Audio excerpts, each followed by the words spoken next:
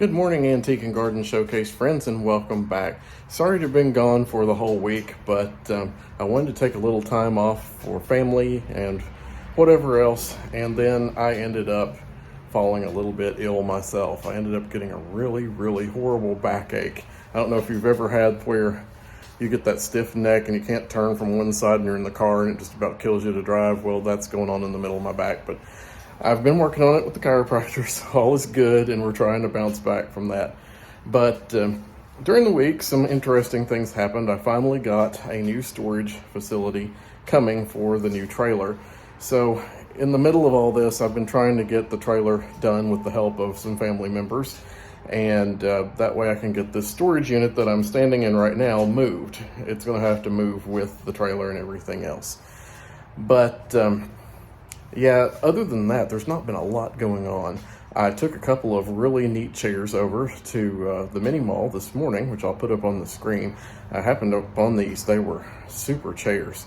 Universal Furniture Company had really nice neutral coverings, offering these for $100 for the pair. They would be great for a desk, entrance hall, extra chairs for a dining table, whatever.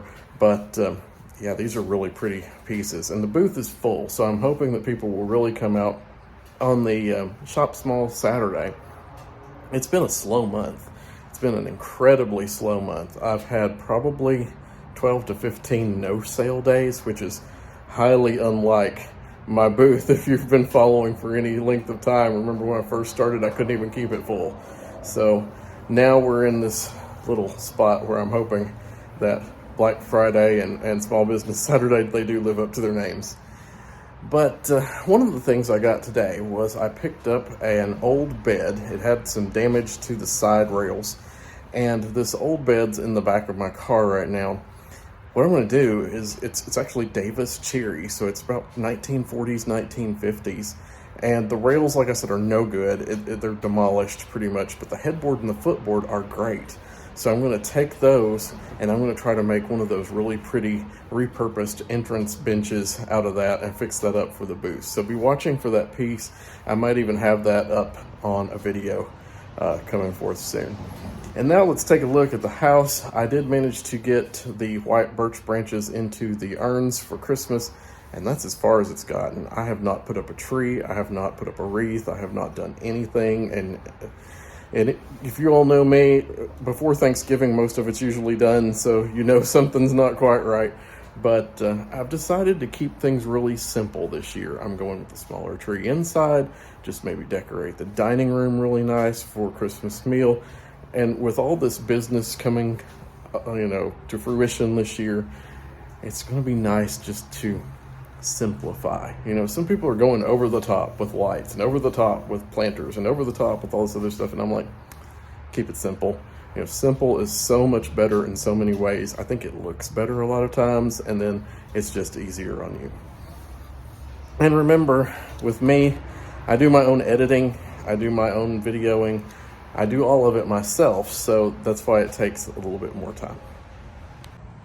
So my main reason for being at the storage unit today was to pick up my outdoor friends. There's not enough room to keep these around the house. They don't break down very easy, so I just leave them together and store them year to year. But this is an animated deer with a tall one. The head moves back and forth, and it's got two little ones that go with it. I'm going to fix those in the driveway island eventually, along with that other willow tree that I bought, and just make a little grouping there, the planters, and that's it for outdoors this year. No more lights anywhere else. It's just going to be planters and the driveway island this year. And here in the back of my car, while I'm getting ready to load these deer, you can see the reason why I got this bed cheap.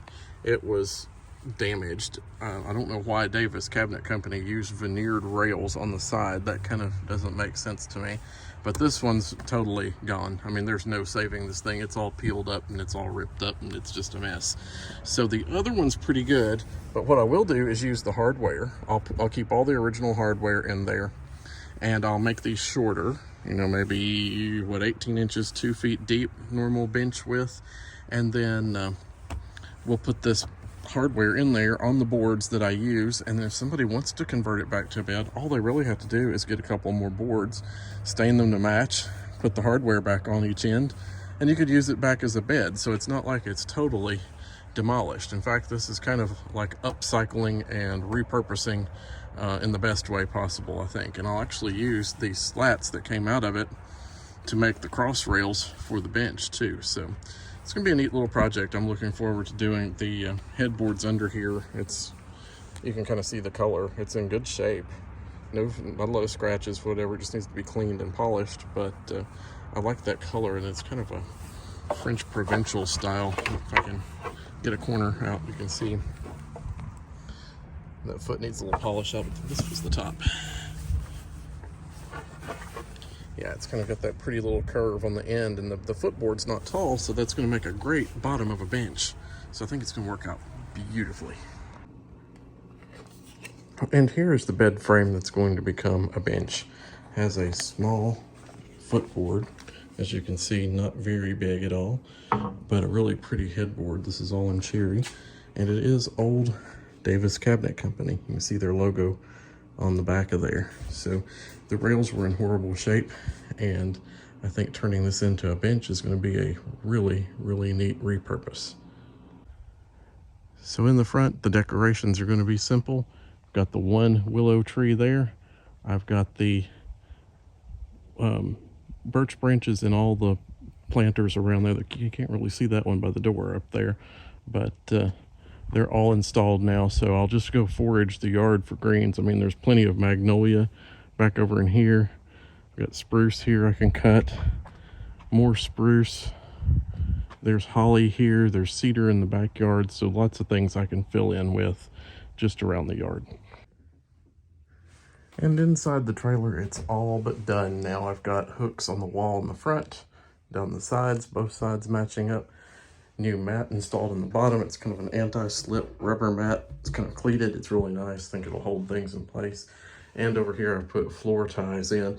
If I want to lay something flat, I can just cover this up. This odd thing here in the middle is a trailer dolly, which is really handy if you have one of these and you need to kind of manually move it around. Makes it pushing this big old trailer around a little bit easier. So one other project that is now complete and ready to use.